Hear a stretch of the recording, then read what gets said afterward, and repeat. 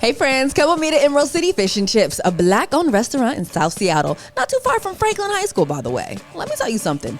I've drove by this spot so many times over the years, and I remember when it opened up in 2009, but it wasn't until now that I finally got a chance to pull up. And let me tell you, there's a reason this spot has been open for over 15 years. When I pulled up, it took me a second to figure out what I wanted, but once I got my food, I knew I made the right choice. Your girl ordered the 3-piece halibut and a 5-piece catfish fish and chips. Now, my food not only came with my chips, but it also came with tartar sauce, which I personally enjoyed, and coleslaw, which usually I'm not a fan of, but I could work with how they made theirs, and I think I liked it because it wasn't overly sweet. Now let me tell you about this fish. Not only was it hot, not only was it juicy, not only was it breaded to perfection in my opinion, but it was also perfectly seasoned. Sometimes you go to fish and chip spots and child, their batter is too thick. You really don't get any fish, or the fish isn't seasoned properly because, well, the batter is too freaking thick.